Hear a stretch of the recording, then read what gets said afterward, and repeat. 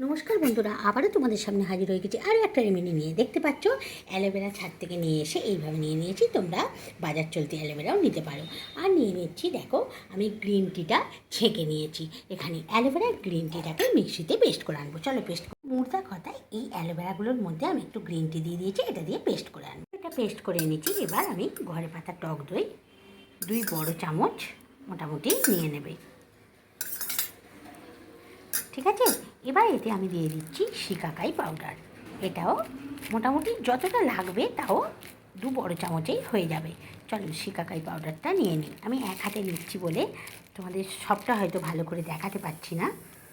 তো এবার খুব ভালো করে মিশিয়ে নিতে হবে। চলো মিশিয়ে নিই। এর মধ্যে আছে গ্রিন টি, এর মধ্যে আছে শিকাকাই, এর মধ্যে আছে দই, এর মধ্যে আছে অ্যালোভেরা। তোমরা বাজার চলতি অ্যালোভেরাটাও বারবার বলছি দিতে পারো।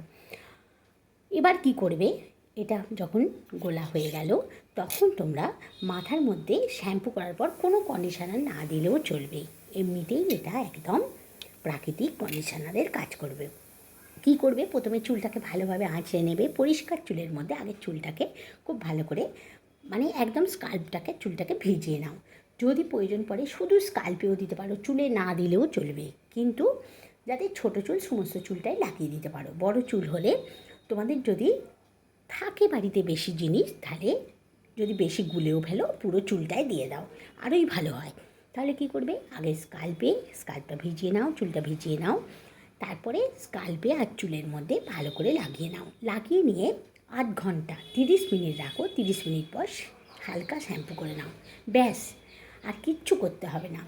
একদম তোমাদের চুল হয়ে উঠবে একদম সিল্কি শাইনি, একদম স্ট্রং হেয়ার।